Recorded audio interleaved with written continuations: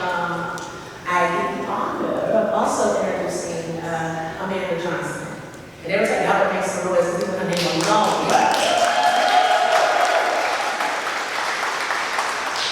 I've known Mandy for a very, very long time. Not telling you a very long time, but it's been a while. And, she has helped me not just as an artist, but as a woman. And I think that one of the things that I've gotten to learn through our relationship is the importance of community and the importance of having a tribe and having your art tribe and someone to support you till you get back up. Back in our day, we were blessed because we were talented, but things were not as pretty as they seem to be for people today. I was telling some of the ladies visiting my first retreat was literally a room above what used to be a barn on a farm with mules. I wish I was lying, but that's true. And we still got the work done because it was amazing to me. But to think of dreaming with my sister from my art tribe for this moment, for as long as we have, is an amazing thing. And we represent a specific kind of homegirl. And I'm talking about the homegirls who walk through the world with their GEDs. I'm talking about homegirls who don't necessarily have the privilege of getting to school and everybody else that they know is going to school. I'm talking about the homegirls that have kids. I'm talking about the homegirls that have multiple jobs. I'm talking about homegirls that have been told that they were not going to make it with very much certainty. And to sit here with my sister, and for us to be able to look at each other and know that this has been a dream, something we've been working for since 2006. 2006.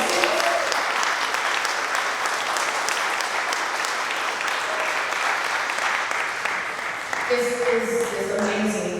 It's a blessing. I watched my sister art friend choose herself time and time again. And she almost gave up on this, y'all. She was ready to just it did what it did. And that was not a choice that she made. She kept going and she went harder. And the growth that this organization has experienced over the past 6 months, I'm gonna say a year, 6 months, to where you can walk away from your job. You can bring in the amount of money and grants that she's bringing in. We can invite these beautiful women to come here and fellowship and do their work as artists. It's unbelievable, and I just want to say, Andy, you did that.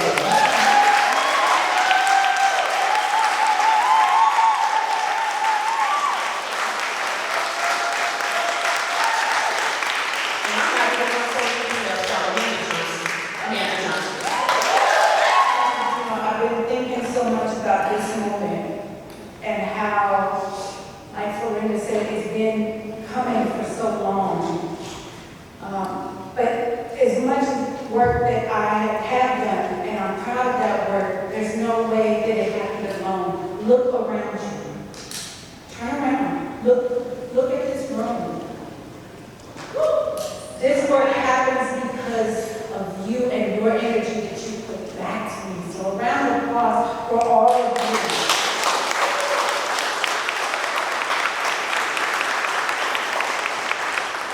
For seeing Torch Literary Arts, for seeing the Black women specifically that we serve.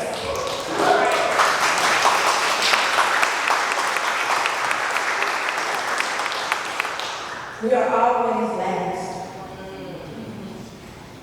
We are always taking care of others first. With love and generosity and sacrifice. But this, what you're in right now, the Torch Literary Arts, is the sphere saying, what if we started with love for ourselves? How could we love outwardly better if we loved ourselves first?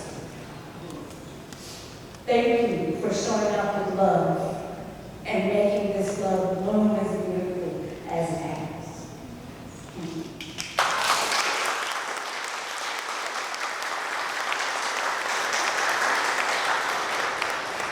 So I assume you all already know about Torch Literary Arts since you're in the room, but I'm going to do my spiel because that's my job, right?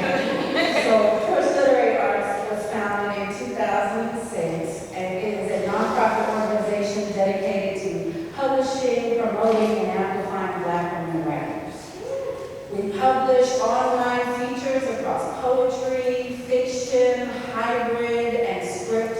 By script, we mean plays, screenplays, and anything else that has dialogue, because we know we are also the creators and the trendsetters, and we can make something new, right? We want that too at Torch. We welcome submissions for our online features from around the world. We publish folks from Jamaica, from Nigeria. We're constantly getting more and more submissions from beyond our borders, and that's what we want it to look like, because we know Black women are everywhere.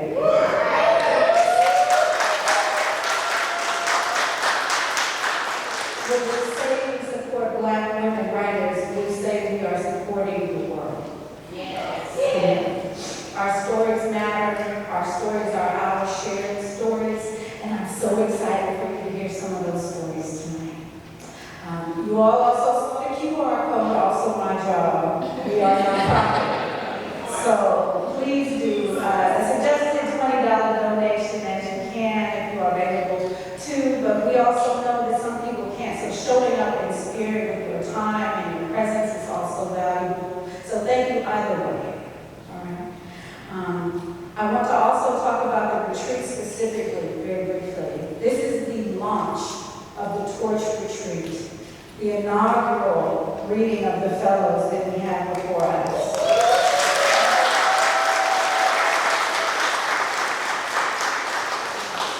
This, we know, is just going to continue to grow and expand and welcome year after year after year more Black women writers to Austin, Texas. Those of you who live here, I'm going to say it, I know we've seen the reports and the studies.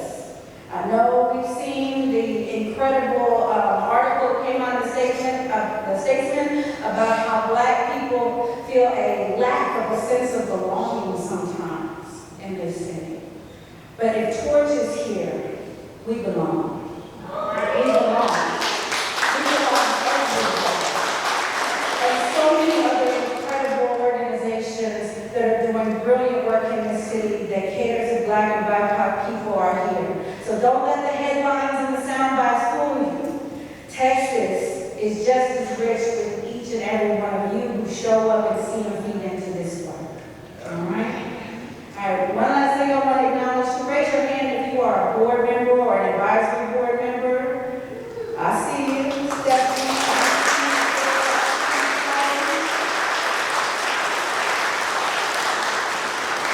Your leadership and courage, and I'm gonna stay with Amanda. I'm gonna stay by the side.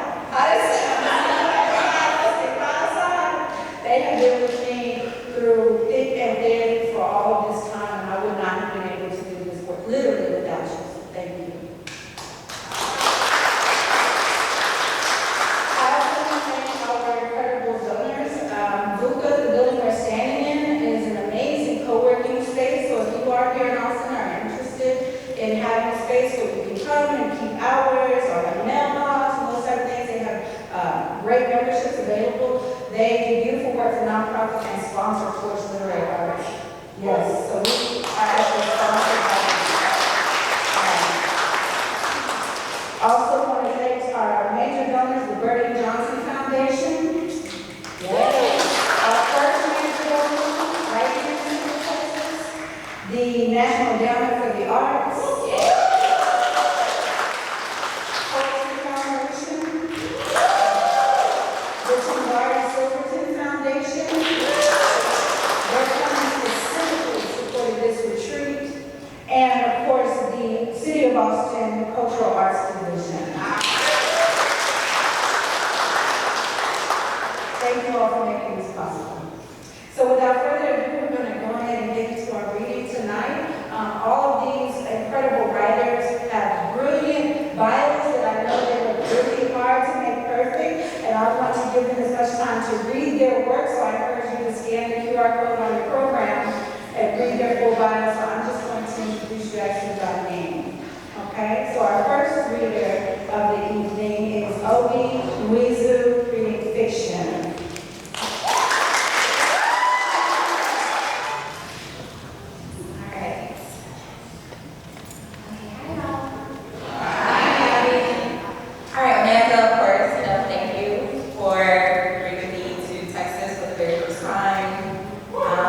Thank you for this community that you brought together, so many different women, and just how we love each other and how we support each other. So thank you. Okay, so I'm going to read a piece of fiction. It's from a novel in progress called Rainstorms Bear Down on You. So the excerpt that you are going to hear, it's about Chisom. Chisom is the protagonist of the story. She is a Nigerian living in Bath, England. She is married to Jude, who is a white Englishman, and Jude has introduced another woman into their marriage. Catherine is this woman, and what you're going to hear is when they meet for the very first time. All three of them meet. Can I just hold it? Absolutely. Alright, so soon, Chisom heard keys fussing with the door lock. She glanced at the oven clock. It was 6:15. She quickly locked herself in the bathroom. She combed through her hair, applied burgundy lipstick, and tucked her blouse into her pants. She dotted her blemishes with concealer, brushed powder over her face. She applied 3 pumps of setting spray and waited for it to dry. Be on your best behavior, she cautioned herself. Try to read Jude. Try to read Catherine. Jude called from the hallway. I have someone special for you to meet. Chisom rolled her eyes. She fixed her posture, left the bathroom, and followed the direction of Jude's dreaded voice. Catherine stood stopped, confident as if the walls of the house were hers. Chisom took her hand and shook it, trying to settle her jumpy emotions. Chisom, Jude said, this is Catherine. How long was the person supposed to shake a hand? Chisom sighed, softly exhaled into a faint smile, and released her grip. So, do you want some tea? She asked, unable to think of another way to vacate and digest Catherine's presence in silence. We have chai, turmeric, green tea, and mint. I'll take a cup of mint, little milk, Catherine said, her voice layered in poshness and wealth. I'll have a mint too, Jude added. But who asked you? Chisom thought to herself. She stood on the verge of anger. She wanted Catherine to offer to help with the tea, even though steeping tea bags didn't require 4 hands. Helping blurred the line of separation for the sake of inclusion. It dissolved the need to ponder over Catherine's long burgundy curls, her bohemian attire, and how it represented freedom to live as one wished. Catherine sat with Jude on the couch. They faced each other, shared quiet laughs as their hands moved back and forth on each other's thighs, engulfed in a private enchantment as if a maid resided in their kitchen gleaming over their school-like behavior. Chisom arranged the teacups in a tray and placed it on the center table. She reverted to her days as a hotel restaurant server in Keya. Her customers were British and American white men, most times dressed in business suits too hot for Nigeria's December humidity. When she brought them their hamburgers, spaghetti, salad, or other Western dishes, they thanked her, though pity ricocheted off their clothes. Chisom was not one to be considered human or seen. She was a fixture of greetings and goodbyes, a stoic presence until she was released from duty. From the absent chairs beside the couch, Chisom waited to be truly acknowledged. She couldn't remember the last time Jude was cheerfully relaxed in her presence. Catherine brought something out of him, something that only comes from familiarity and shared experiences, while Chisom wondered when they would touch the tea. Cold tea leaves leave a miserable aftertaste, she thought. Then Jude, without permission or even an indication to prep Chisom for what's to come, leaned in and pecked Catherine on the lips. Chisom tightened her face to control the discontent bubbling, seeking to grab Jude by the neck and squeeze until his face reddened and eyes widened. Stop, Catherine said playfully. This is indecent. She looked over her shoulder, her eyes apologized as she moved slightly away from Jude. Chisholm, she said. Jude says you're quite the interior decorator. He said you decorated the flat. It's quite beautiful. Thank you, Chisholm returned. Though understanding color families was hardly a trait if you paid attention during secondary school. One small wall in the living room was painted mauve, another lavender. The couch was dark teal with pillows a mixture of lavender and gray geometric designs, matching the flat wooden carpet underneath the glass two-layer coffee table. Lavender reminded Chisholm of the hibiscus that grew in her mother's garden. Jude didn't like the lavender. He said it darkened the room, turned it into an unwelcoming cave. If it were his doing, the entire flat would resemble the whiteness of a hospital room. The hint of mauve was the only thing he liked. He described it as giving the room an uplifting, positive energy. Guess the fashion stylist jeans skipped right over me, Catherine teased. Everyone isn't given the same gift, Jude said, finally sipping his tea. We can't burden ourselves with assuming that we are. That's a good way to dismiss jealousy, Catherine said. But to desire to know, to learn, to sharpen one's mind, open it up to possibilities never considered. If you never considered something before another person came along, then what you desire is not for you, Jude said. That's rather short-sighted, Catherine said. Chisholm listened to the trivial back and forth. If Catherine wanted to know how to decorate, she would show her. It was that simple. I agree, Chisholm randomly said, interjecting. You agree with what, dear? Jude asked. I agree with Catherine. Jude laughed a pleasant yet fabricated laugh. Well, I see you all get along great. You're already thinking up on me. Never, Catherine said, taking Jude's hand. Chisholm looked away from the hand she once believed belonged to her. She wanted to speak, to somehow command attention and drift the conversation to the details of how Catherine would fit into a life already settled. What does a marriage mean? Chisholm said before cautioning herself otherwise. Jude furrowed his brows, not expecting Chisholm to assume control of the ship. I meant, Chisholm continued, what does a marriage mean to you, Catherine? Well, Catherine straightened herself out. I can't say I've ever given the question much thought lately. I know that marriage is rare, and that just because you call something a thing doesn't mean that that thing is actually what you say it is. Chisholm's confusion rested on her face. She only wanted a straight answer. Marriage is not a predetermined concept that I must adopt, Jude added as if his raised hand was called upon. Marriage doesn't come with rules or non-binding laws that I must abide by. It is not a contract. And because it is not a contract, no one owes another person or is obligated to them forever. If I feel loved and cared for, I will return that feeling. If someone wants to call it a marriage, that's okay. If someone wants to call it a relationship or a friendship or a union, I'm okay with that as well.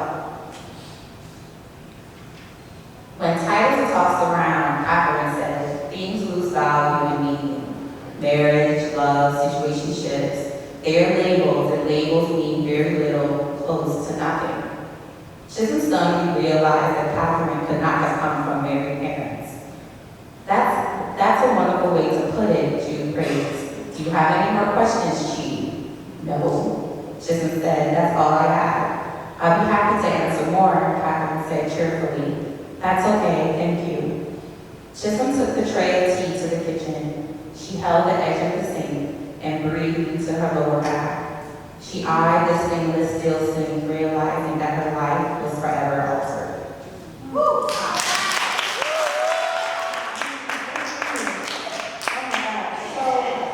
At this retreat, these incredible fellows have this full week. They arrived on Sunday, and I can't believe we're already Thursday, but they have been running and laughing and swimming in the pool. It's hot, so you better ride in the pool and see when you like to Texas. But they've just really been exploring their time together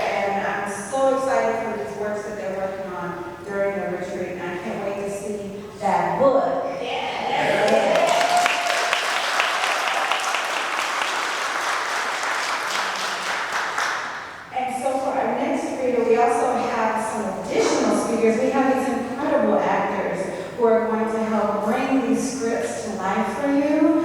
Please help me welcome Matrix Kilgore.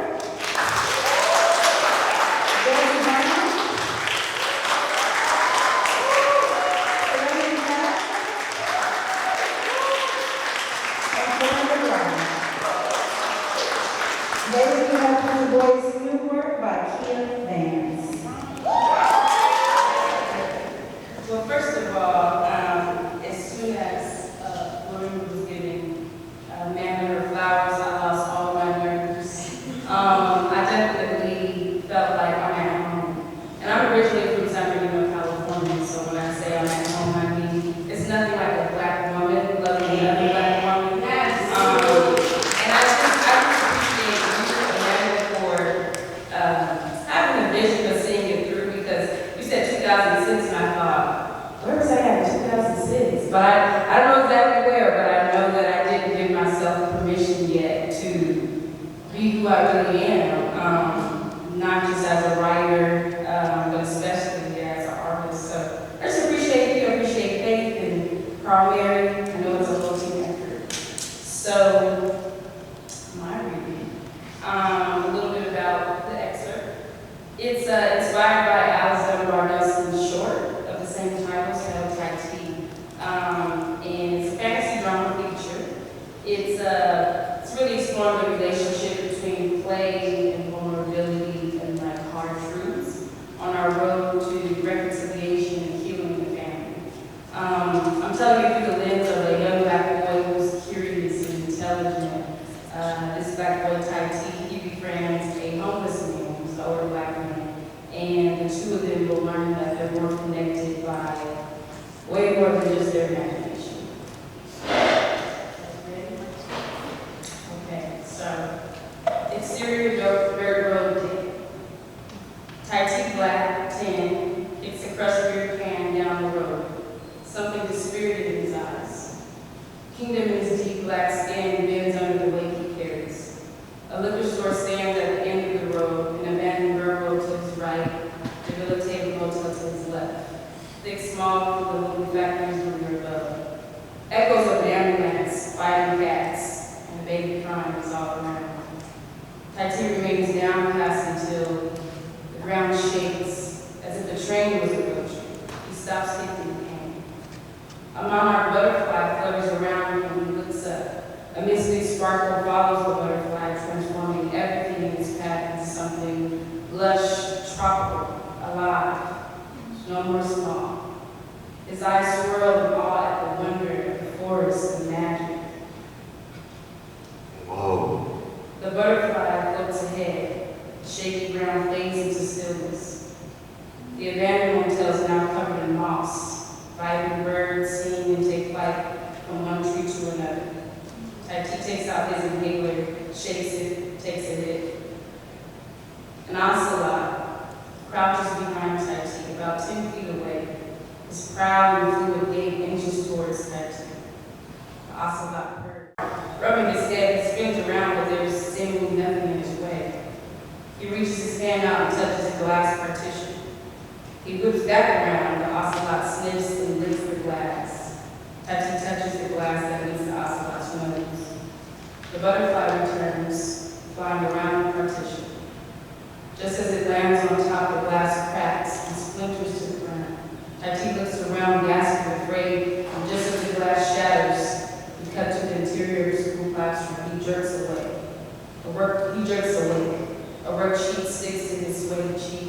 Students laugh at him. His rigid teacher, Mrs. Richards, stands over him, tapping his desk.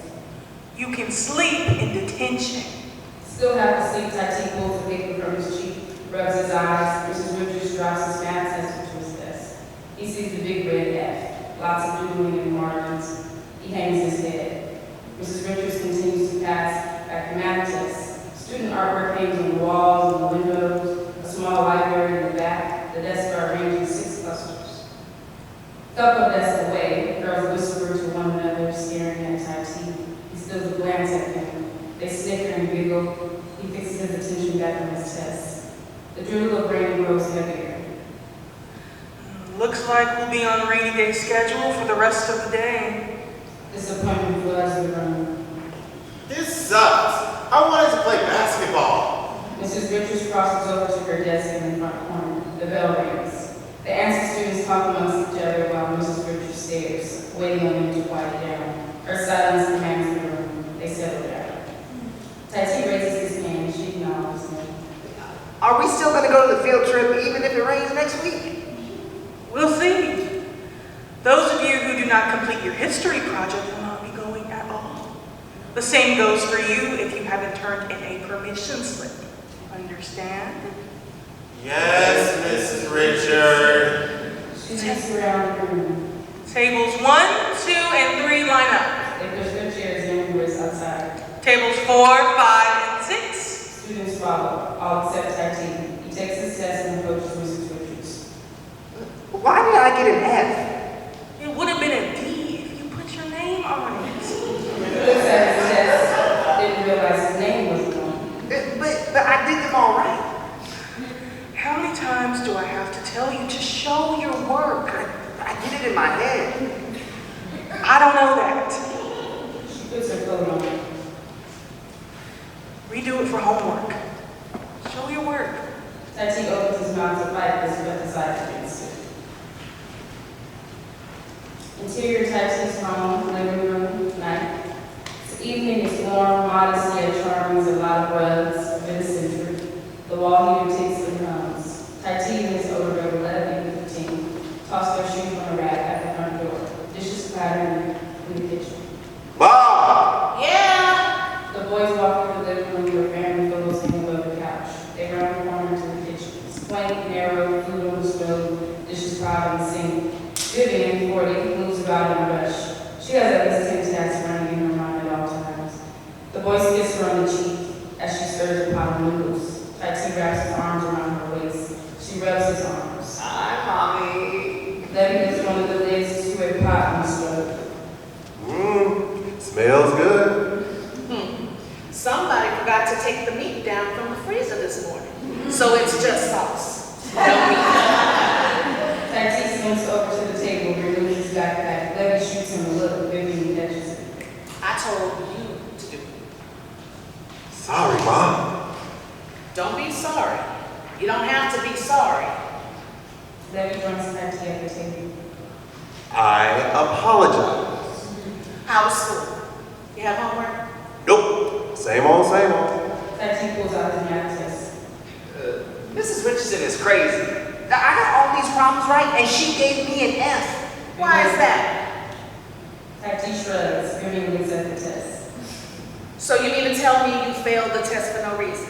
Tati considers the question and moves asking. Well, she said I need to show my work, but Just do it.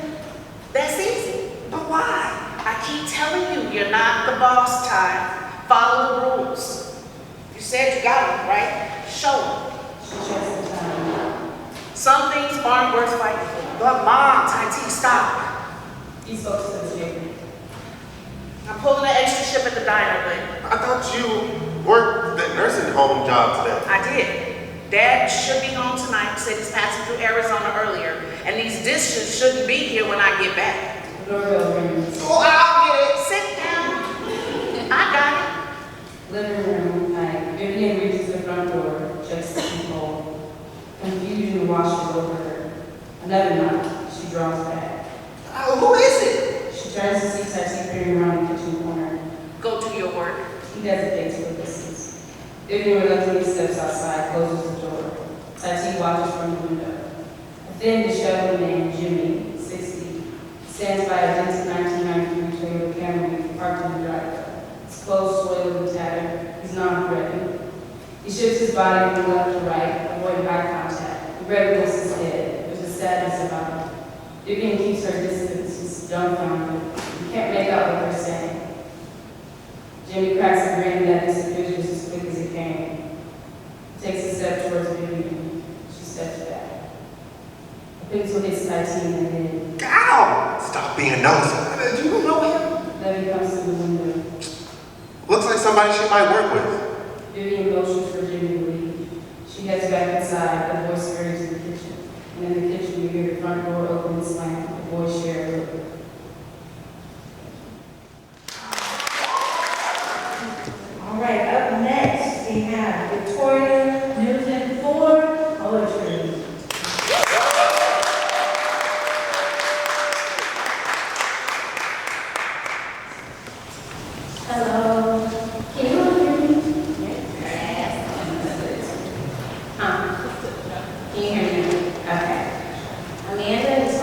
thank you for your audacity for us to be here. Faith and Carl Mary, I just want to thank you all for your care. And I want to thank the fellows for our communion. It's been so beautiful being here. And thank you all for being here. I have a quick introduction. I'll be reading a series of poems today from my manuscript, which examines the afterlife of slavery as an interminable haunting in the lives of Black mothers and their children, by exploring the death of my mother and our family's connection to the 19th century utopian experiment in Ashunda in Memphis, Tennessee. In the 1990s and early 2000s, my mother, Tamara Mitchell Ford, was an object of fascination in Memphis and the subject of local news reports and tabloids documenting her addiction and her incarcerations. I explored the archive of my mother's public punishment and visiting her at Shelby County Jail East Women's Facility, alongside the history of Shelby Farms, the park that connects my mother's life as a prisoner to the Neshoba plantation, whose goal was to prepare slaves for emancipation by earning their own freedom. Neshoba's collapse was attributed largely to a national media scandal. The titles of several news articles and excerpts from the archive on Neshoba scaffold the poems I'm reading today. I'll also move between these poems and my mother's own writing and hold brief moments of silence throughout the reading to shape our dialogue. Thank you for being present today.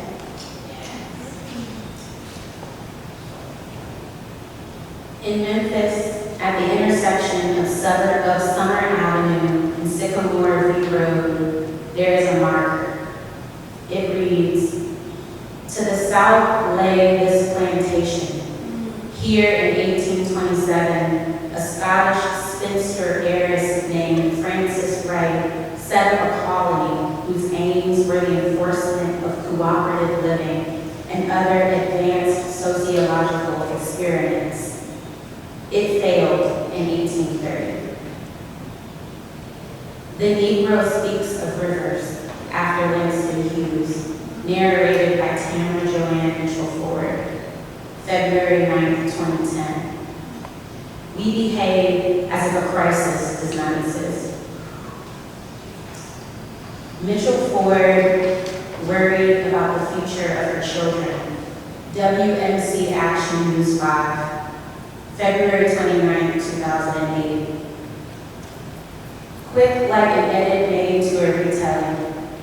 Children wait for their mother to return, and without modifying any noun, this could simply be as tedious as longing.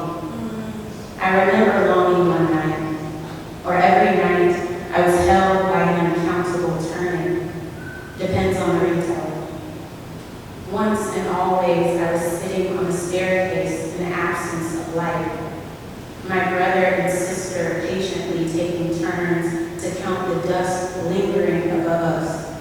Young ones on watch, patrolling the front door, not knowing what fell was probably dead skin or tiny living things, surviving in disguise and hungry, not knowing our mother wouldn't return for hours or days. Specificity makes all things kind to dependence. I could say anxious 6, 7, 8-year-olds wait for their mother to make it home from prison. Or I could say, when you read about life on plantations, you notice the scandalous incident is never what happens to the slave. No, it's never what happens by the tree or in the field to the children waiting in the water. No, the scandal configures itself in a scene of witness. If what happens to the slave happens in the presence of another master, usually the mistress, there is a problem. So witnessing violence becomes the issue. Now the slave must rectify the punishment, even when the master chooses to tie the knot, to raise the hand, to look, even as the masters maintain dominion over the world, which is the violence that mothers with violence. Look at me. What edit might we winning down to this retelling. Excerpt from Fanny Wright, Rebel in America by Norris. As for separating parents and children, Fanny herself had survived the trauma. She had learned from New Harmony's failure that apart from a few like-minded friends, the new moral world had to begin with children. Fanny wrote a letter that summer that all the Neshoba children had been separated from the contamination of their parents, whom they see only in the presence of their directors, and waiting only the arrival of Mr. Jennings from Philadelphia. Mitchell Ford opts to remain in jail. WNC Action News 5, November 2nd, 2007.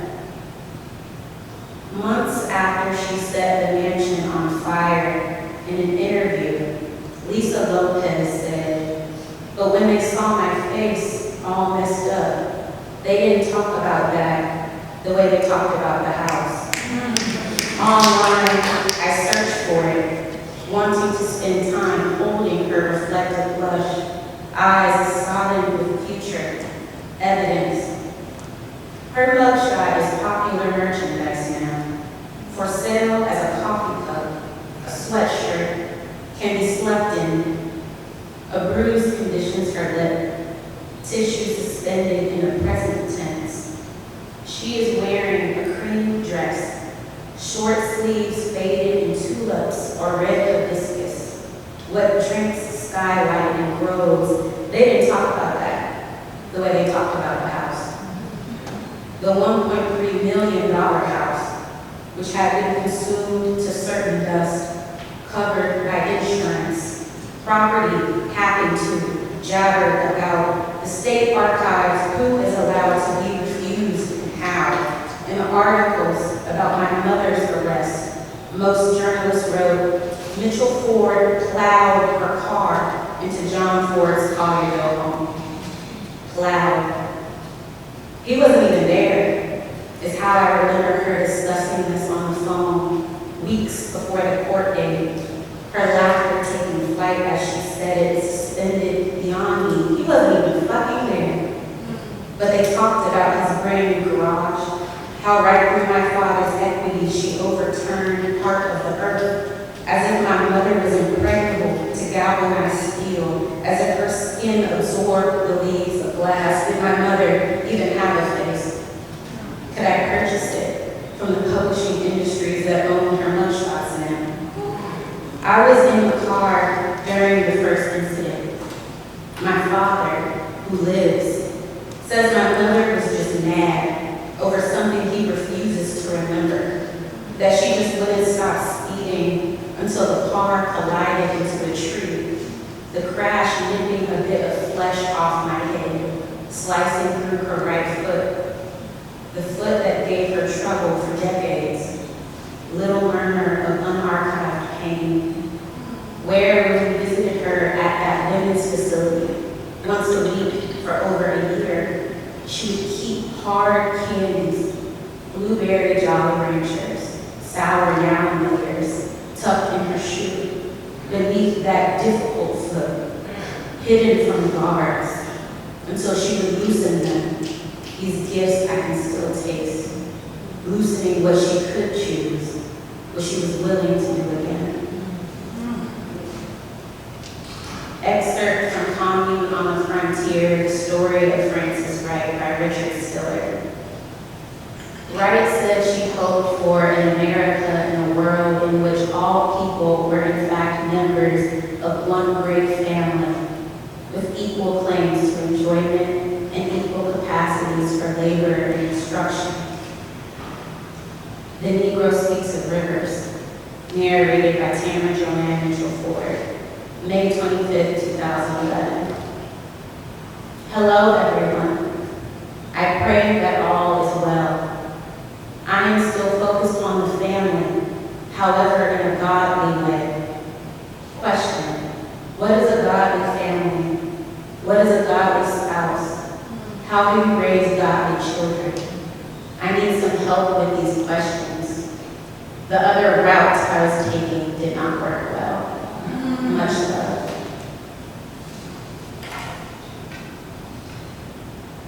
Elegy for clitoris.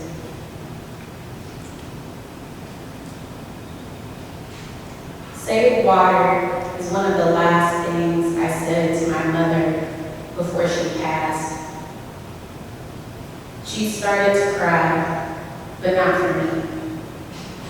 She started to cry, but neither of us knew she was dying, her heart arranging its own petite family that November. Save water, please, I asked, referring to an old war between us. My mouth and the soft pink land it longed to drink versus a mother's instinct. You're a dagger, aren't you? I say instinct and not repulse because every day the world reminds me I am accountable for the stones I let pass inside my body. Instinct and not hatred. And the last words she said, "You're dead to me," which I took to mean, you are my daughter. I made you my own brutal idea. Come on, poet. I am trying. Come on. I am trying to be responsible for somebody who is not responsible. Out of instinct. You did not know her, of course. You cannot consider the clots thickening in her thighs, her bitching at the farewell moon, the trouble, hosting a wild concert on her face. You are dead to me, meaning I am lost. Come keep me company. Every alcoholic needs a diet for a daughter, a bank to contain the waste of a hideous marriage. Before the flood, a levee rises to earn a bruise after flushing the vodka before warming the milk to feed the youngest child who cannot spin. This is inheritance. Learning there's little difference between a moan and a whimper, the black girl holding herself away from herself. I translate your dead to me to write a beautiful song, bring a choir to the deep river. Of course, you might still read the word dead, but it is my responsibility to cast this stone. The water suckers my feet, and I am still alive.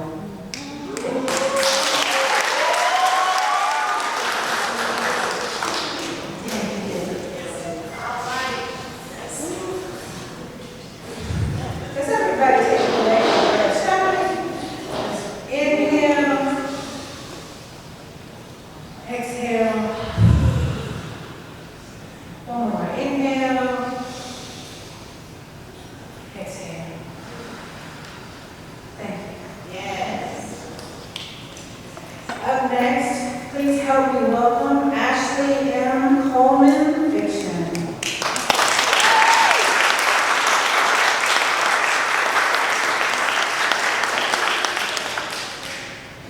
Somebody told me it's called balance because I'm very unserious as a person. But I'm happy to be here with y'all tonight. I feel like time is the only thing that we have, and so I thank you so much for sharing this time with us.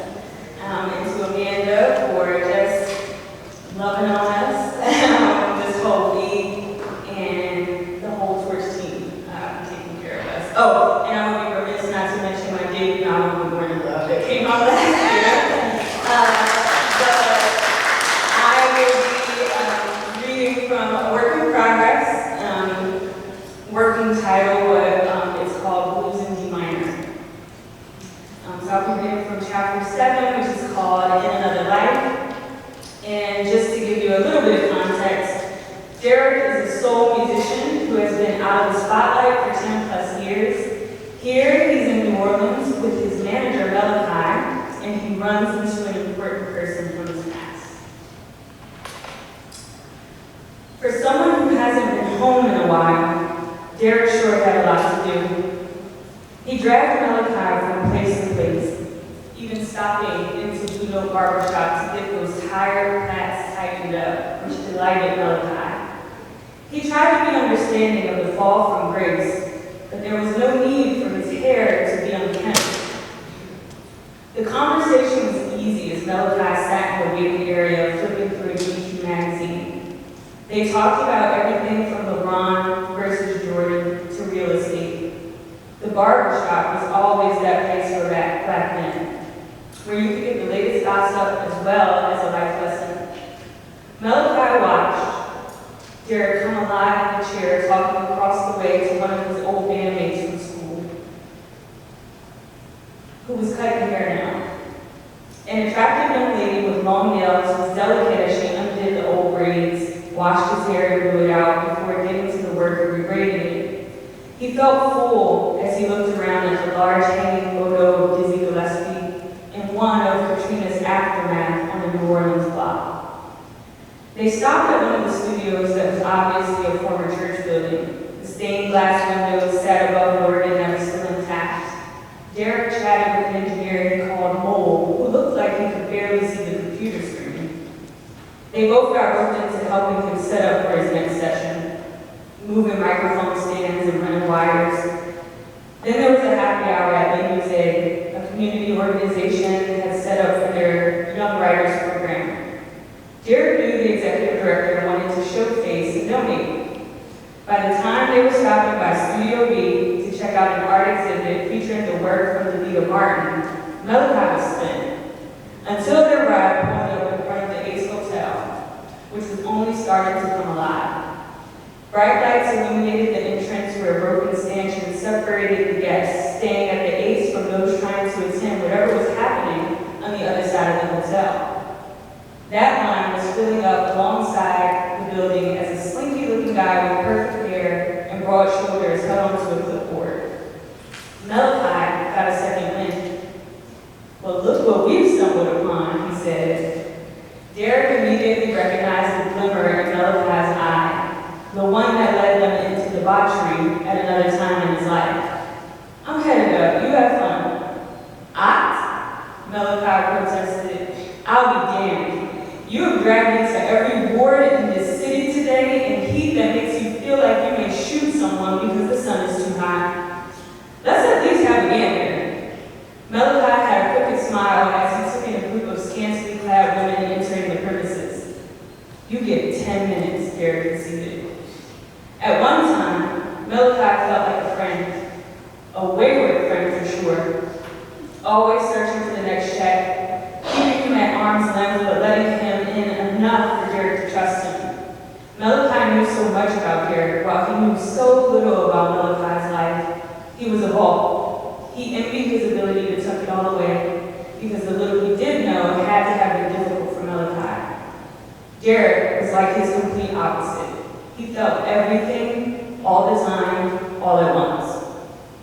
They emerged from the car and Derek followed Malachi's lead as he walked straight up to the front of the line. Derek pulled his hat a little lower. He had no idea what the line was for, but he knew Malachi would say whatever he needed to get them through the door. It didn't even take so much convincing.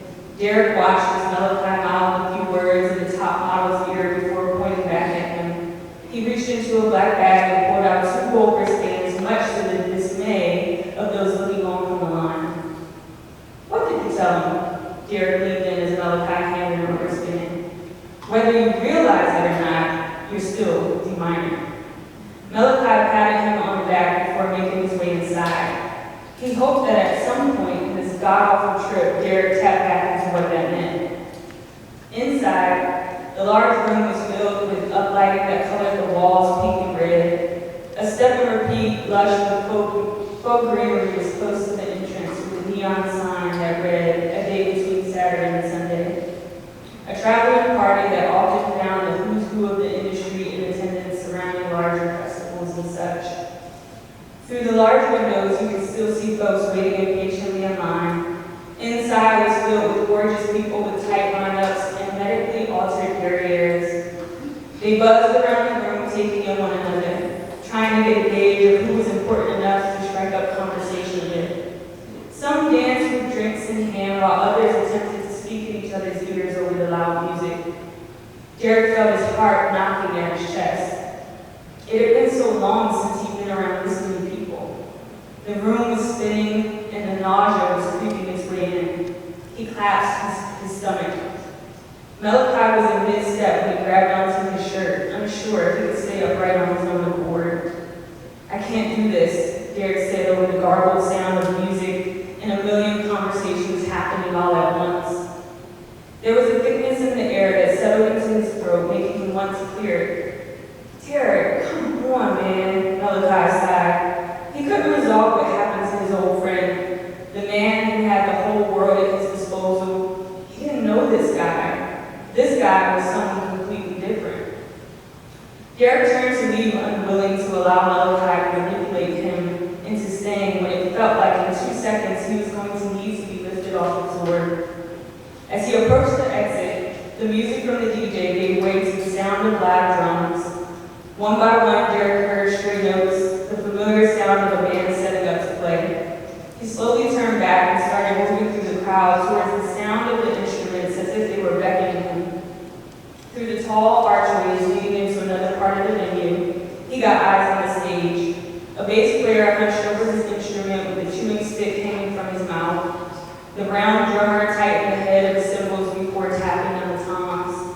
As the guitar player hit a string note, he heard the voice that knocked the wind out of him like the first time he'd ever heard. 1, 2, 1, 2, 3. Faja Love was part Southern Belle, part man-eater. Her voice went down smooth like fine cognac while her amber eyes would pierce his soul. The type of woman to smoke your cigar in a hole-in-the-wall bar but ooze pure honey when talking to your mama. Hard and yet just the right amount of soft. Commanding the stage started with her coiled fro littered with specks of golden highlights. Her arms were outstretched from a deep emerald yellow caftan as she welcomed in the crowd. Gold bangles went up from her delicate wrists to her forearms. She gripped the mic stand with her ring fingers. A floral vine was twisted all around it. Bare feet with white painted toes were planted on the floor, and her eyes on the crowd as she let her voice rip. Malachi watched as Derek's eyes came back to life. For sure, Faja was a sight to take in, but he knew Derek was seeing more than that. He was seeing the colors of the notes, taking in the tempo, dissecting each chord that was played. He couldn't have written a better end to this evening. Maybe God, or the universe, or whoever was up there didn't hate him after all. They took in 3 songs from her set, standing in the same spot. Malachi let Derek move and distract from whatever Derek was getting from this moment. Faja paused while the band continued to vamp. She took a long swig from her special nectar, which Malachi knew included some mix of herbal tea and whiskey from years on the road with her. Her drummer waved her over and whispered something in her ear. Making her way back to the mic, she peered through the crowd with her hand parallel to her forehead. "Someone just informed me that a very special friend of mine is here. And I'll be damned, I haven't seen this fool in over 10 years. Derek's whole body tensed. He'd been enjoying the music so much he didn't think for a second anyone would be paying attention to him. Then he remembered how easily Malachi seemed to work the door. He sighed-eyed him, assuming it was all a setup. Derek's shoulders shrunk, and he attempted to back up to the exit, but it was too late. A multitude of cell phone lights were shining in his direction. D minor, ladies and gentlemen. Shit, is that you? Don't hide from me, baby, come up here. Malachi gave him a small shove as the crowd cheered him on. He motioned to Faja, who leaned down and kissed him on the cheek. "Come on, D, do a song with me," she pleaded, holding the mic away from her mouth. "It's good to see you, Faja, but I can't." He turned and pushed his way back through the crowd towards the elevators. Faja threw Malachi a look. He signaled that he'd call her later with his thumb and index finger pointing towards his ear. Stage fright. Guess that's what happens when you've been away so long. Give it up for my friend D minor one more time. She motioned toward him near the exit. Now let's get into more of my shit. Is that all right? The crowd responded emphatically that it was indeed all right, the attention back on her.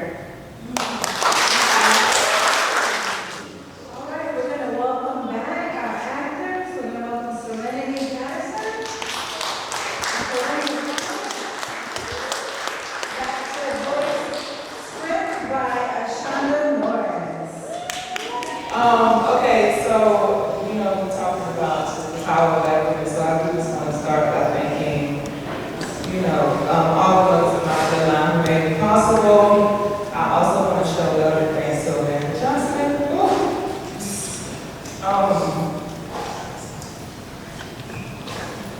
For me to be in this space right now is actually amazing. So thank you for dreaming. For making your dream come true, so my dreams can come true. So I won't ever forget this experience. I want to thank all the staff who's been working so hard, all the fellows who've been having some good kiki time. So I'm gonna get to the point. My script is a picture. It is called Cross the Loop by the Stars. It's about a Southern black woman who intentionally drowns in Lake Lanier, but mysteriously returns 9 days later as a shape-shifting Simbi with murderous carnal desires.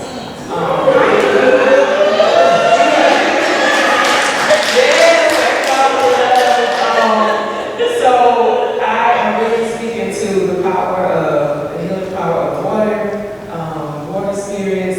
Lake Lanier in Atlanta is, according to all the black folks there, it's haunted with rebellious, angry spirits who bring people to the bottom of the lake, especially people who do not respect the land. So I'm playing with all of that. And so this excerpt that I'm about to read from, so blessing goes to Lake Lanier with every intention of ending her life, but she wakes up on the other side of another dimension. And so that's what this excerpt is about. She's just come up out of the water. So yeah. And yeah, it's also about the power of voodoo, my grandmamas, you know, the power of black women, how we hold each other, how the healing is in our bodies and our own spirits, because we are the original African mothers who birth everybody. Okay. Exterior, backwoods, a land of extreme beauty.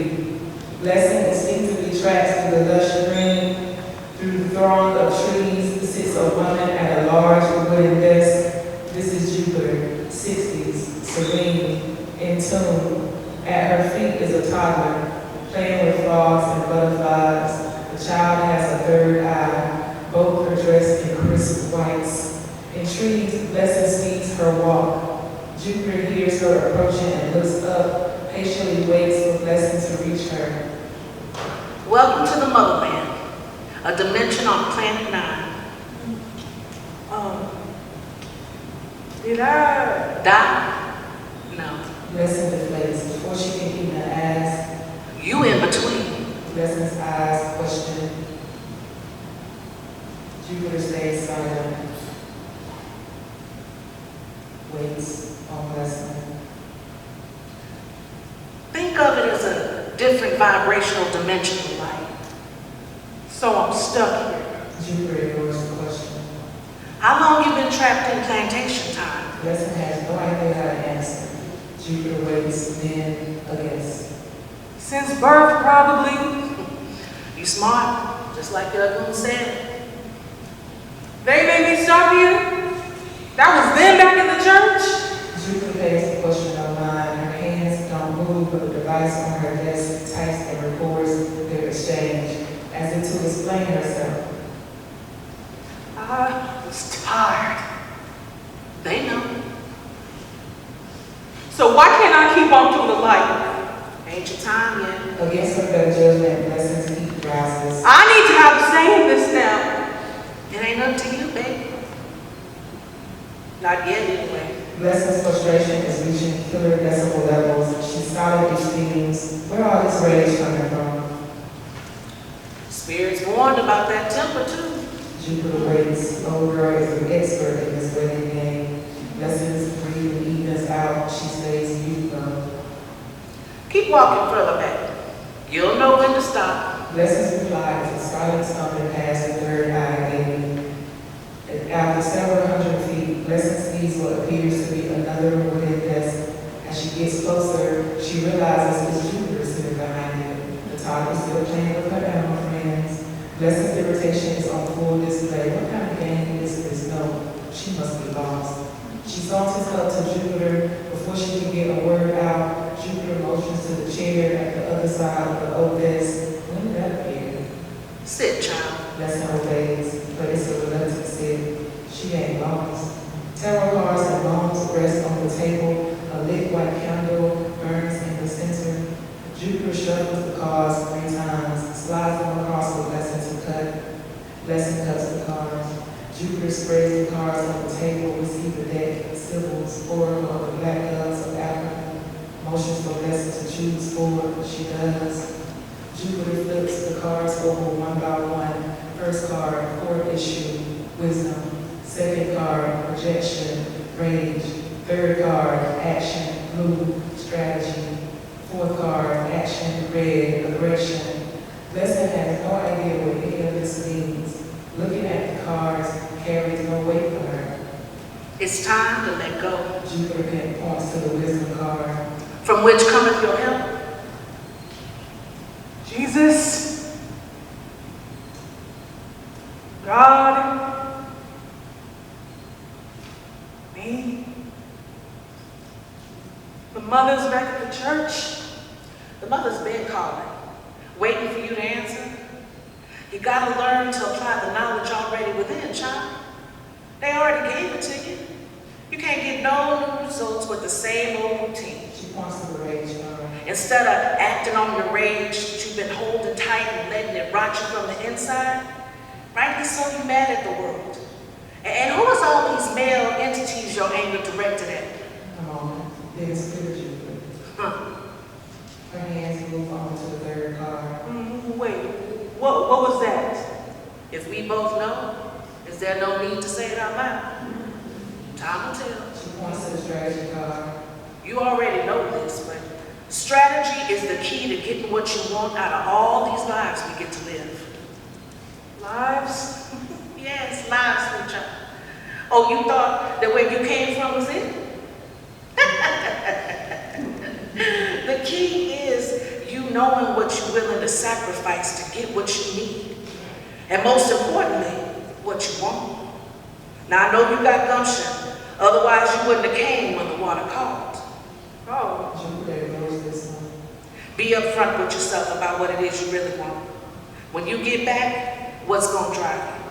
When you open your eyes back in the flat 3-dimensional world, what's going to be your purpose? I don't want to go back. Jupiter points to the aggression card. Burn it all down if you have to. But until it's time for you to stay in the Black Genesis, you're going to have to destroy and flourish. No more wounding yourself and self-sacrificing. How do I do that? A crossing journey. Rise up, turn left, and you'll know exactly what to do. Take this with you. Jupiter hands her a emotional bag. Blessing takes the bag, rises and turns into exterior, sacred grove, dawn. A deep thicket of lush green forest. Blessing walks through the grove. It's cosmic and planetary. Its own world of its own making. Blessing strolls up to a tree as if it chose her. She rubs the bark, a reverent act, takes a seat beneath the giant ancestor. From her bag, Blessing pulls out a stash, a container of psilocybin, a single white candle, fruit, a mason jar. Blessing sets all items aside on the trunk of the tree except the mason jar. She gets up and walks to the creek, places the mason jar in it and collects river water. Returns to the sacred space beneath the tree and prepares a mini altar. Blessing lights the candle, gently places the glass of water beside it and puts fruit in the candle. It makes a triangle formation. Ori, lead me to the path of my portions. I ask that you always bring me blessings. It is you who I honor. It is you, O Ori, who makes it all so. All good things I have on this earth, it is Ori I will praise. Ori, it is you. Primordial ones, ancient nameless ones. Reveal to me what I need to see that which I've kept hidden from myself. Blessing opens the container of mushrooms and grabs some fruits she eats, leans back against the tree, and waits. And now, please, a big round of applause for our final reader of the evening, Ajanaé Dawkins, poetry. So if I get up here and say what this space has really meant to me, I'll be crying for the rest of the night. So I'm just going to say that my gratitude is endless for Amanda and Faith and Carl Mary and Flo. And thank you all for being here. So I am sharing a small excerpt of a play and poetry work that traces some tragedies and joys and myths in my matrilineal lineage that I'm trying to uncover. These include a family member who has gone missing, and the multitude of tenuous and loving relationships between mothers and daughters.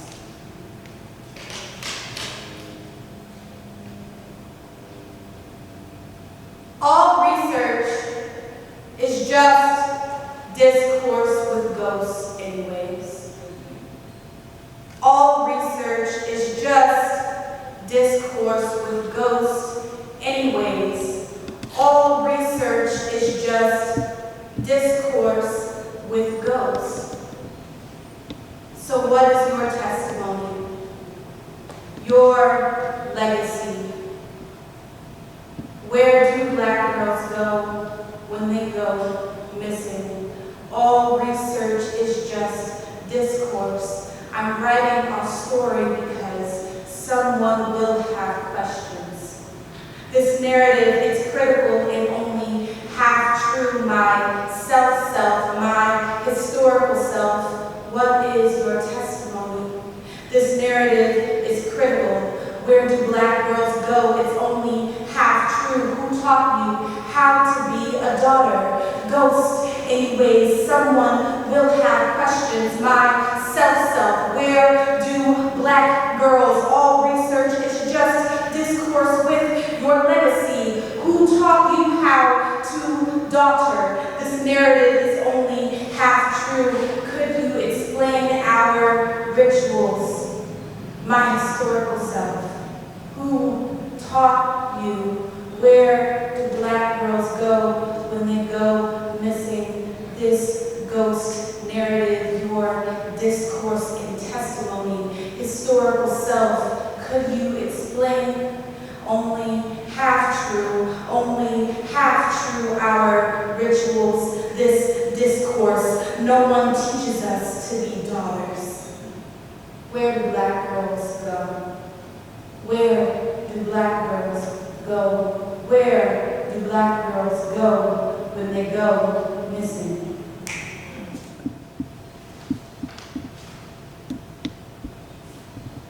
Aileen's monologue, 1969.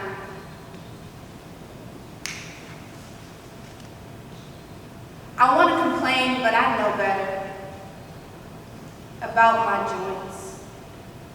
At 40, I rocked myself out of bed most mornings, cursing that bit of soft tissue in my knees for throbbing. Today, all God did was think about rain and the whole damn thing swole up. Knowing what I know I expect at 70, I remember even this and think, girl, you don't know how good you have it. I think like that sometimes, about what I thought I'd always have until I didn't. For example, you think you'll be a woman forever. Then you become a mother and a grandmother, and people forget at some point you was a girl.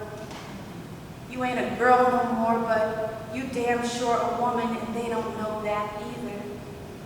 Your body, it stew enough children, leak enough milk, have enough babies pressed to the titty, and they think that's all you've ever been, a mother, a dutiful wife, and then a widow, a surgical blade across my abdomen with the third girl and felt like a blade at my neck when my husband died. People think he was born that way, especially your daughters. Your daughters, they'll have the nerve to look you in the eye with your own eyes and can't see you a woman. They think they invented late nights and dance floors, and the eye you give a man you got plans for. Hell, they think they invented feeling good.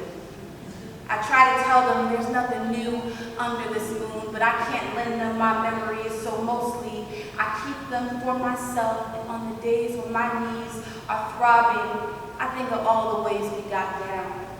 You know, sometimes that music, it would rise right up in your chest and carry you away to some gentleman's home. Oh, the way we lied to our mamas about why our roots were thick and where we've been. Lied right through our teeth to our mamas. I was a late bloomer. So I was 19 the first time me and my best friend snuck out to the club. I told my mama we were going to the picture show and back to her parents' house to study, and anywho, we went to the club and we danced until we had to take our heels off. We were a little liquored up and our perms was fresh and we were smelling ourselves, so we pushed our luck. Didn't have much money and taxis were slow, so we hitchhiked a ride to the next club. Of course, you can't do this anymore. But we stuck our thumbs out till they were stiff from cold, and this fine man picked us up. I mean, leather brown skin and the whitest teeth I've ever seen. Probably a little older than us at a time, had a joint hanging from his lip and offered us some. Now, I never tried reefer, but I thought, hell, why not? And I puffed in that passenger seat until I was so far away from my body I could see my hair curling up in my kitchen like springs. I puffed until I was laughing so hard the teeth fell out all his jokes. Until my pulse and his smile and the music and the stereo were all on the same beat. I barely remember the club, but it had to be about 4 a.m. by the time I got home. My mama slapped me clear across my face when I started lying about falling asleep, studying for finals. She slapped me so hard, think even she forgot she had been a woman before she was my mom.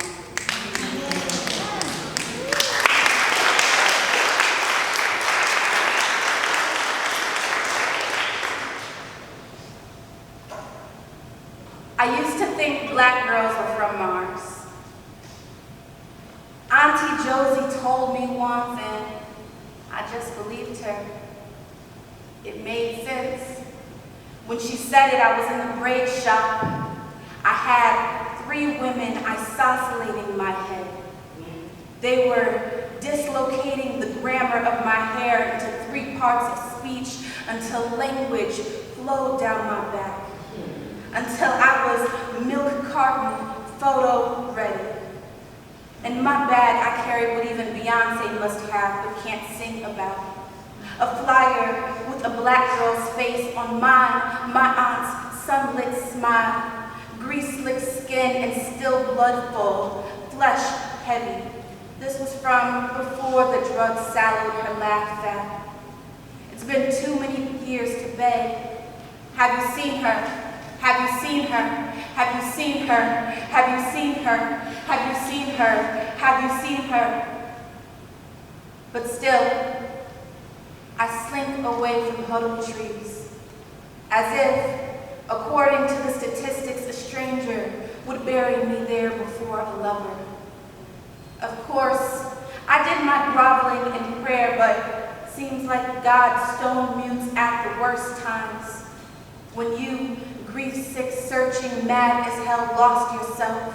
When a man got his hands around your throat, missing sense, missing sense, missing sense. I'm still unlearning this idea. There is a hierarchy to prayer. Or the pulse between my legs, and obscenity of my discourse disqualifies my pleading. For all my fearful religious rearing, none of it has saved me. I'm 27 and working to dismantle a false deity, a shot of concentrated grape juice masquerading as wine, masquerading as blood.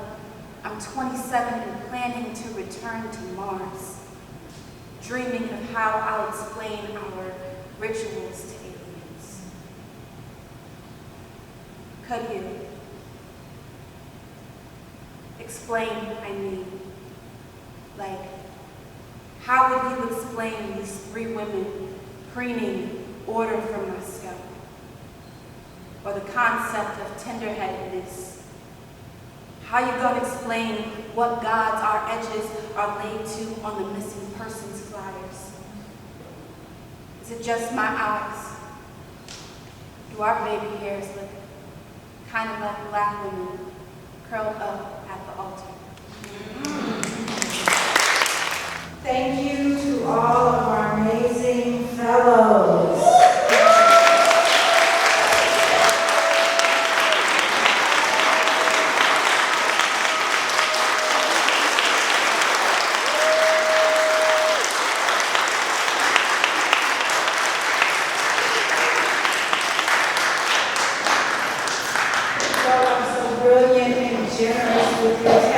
Thank you so much for sharing them with us. Thank you all so much for showing up to bear witness to this incredible work, to support the work of Torch Literary Arts, so we can continue to support and amplify incredible writers like these. You go visit us online at torchliteraryarts.org, subscribe, donate if you can, but definitely come to future events. Thank you.